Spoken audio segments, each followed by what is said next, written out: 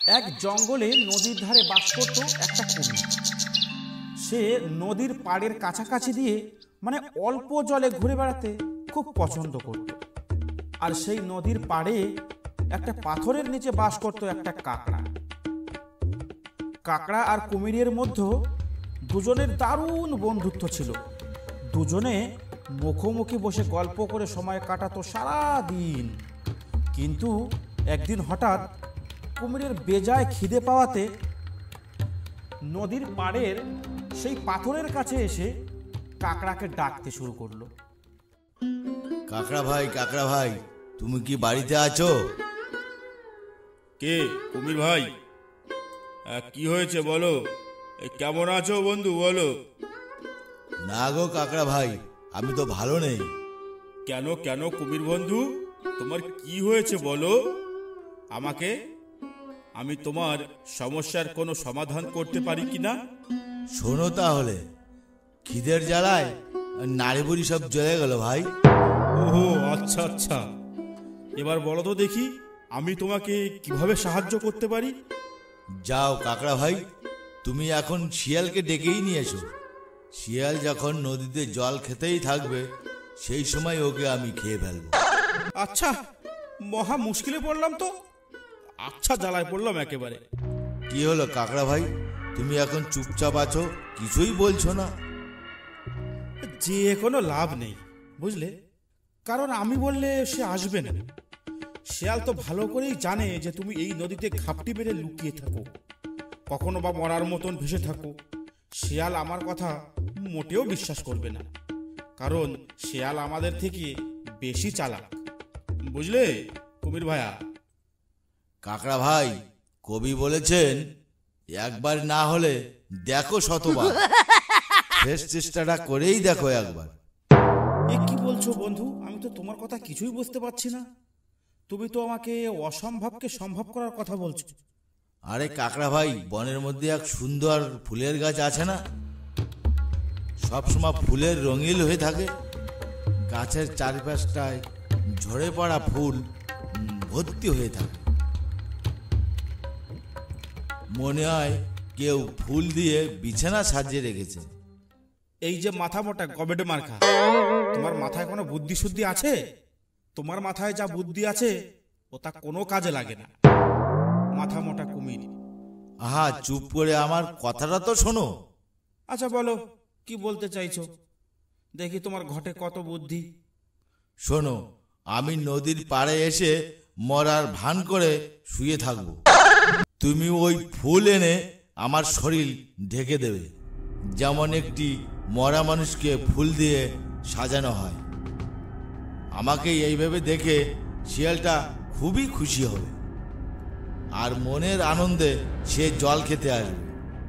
ঠিক আছে, তাই হোক। তাহলে তুমি নদীর পাড়ের ওই ফুল গাছটার দিকে শুয়ে পড়ো, আমি ফুল এনে তোমাকে সাজিয়ে দিচ্ছি। কাকড়া ভাই, আমি খিদের জ্বালায় আর সহ্য করতে পারছি না, তুমি জলদি যাও শিয়ালটার কাছে। ঠিক আছে, এই দুষ্টু কুমিরের জন্য আমাকেই না শিয়ালের পেটে যেতে হয়। যাই হোক, বন্ধু বলে কথা, যেতে তো আমাকে হবেই। যাই দেখি শিয়াল পণ্ডিত কোথায়।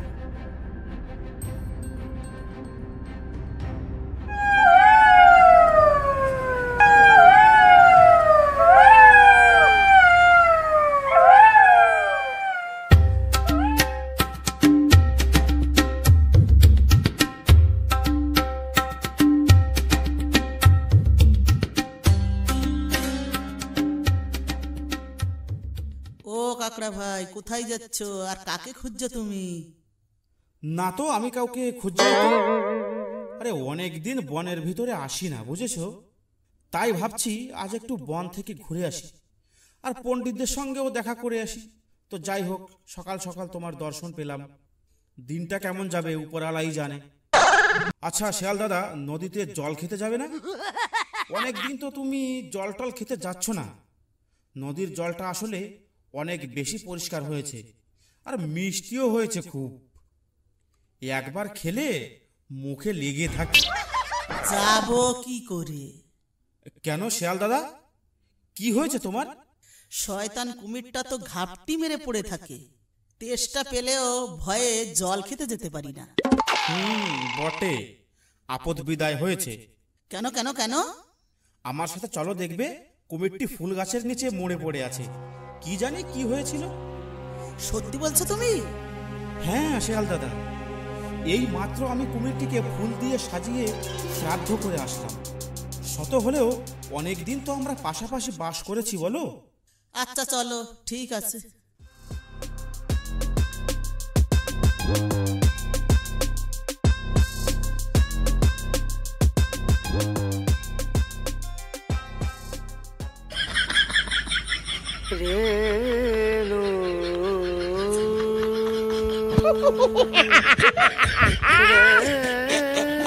দেখো শেয়াল দাদা, কুমিরটি মারা গেছে। এবার বিশ্বাস হলো তো? সত্যিই তো কুমির ভাইয়া মারা গেল। আমার দেখে খুব কষ্ট হচ্ছে। না না শেয়াল ভাইয়া, দুঃখ করো না। আপদ বিদায় হয়েছে তো, তাতে তো তোমার ভালোই হলো। তুমি এবার যখন তখন নদীতে জল খেতে আসতে পারবে, আর কোনো ভয় নেই তোমার। তবে কাকড়া ভাই, একটা কথা। কি?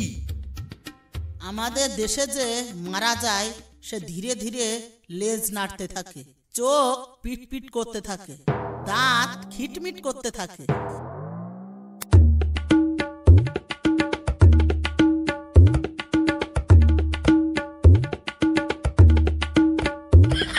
ওরে বাবা, এ তো মরিনি, পালা পালা খেয়ে ফেলে দেবে।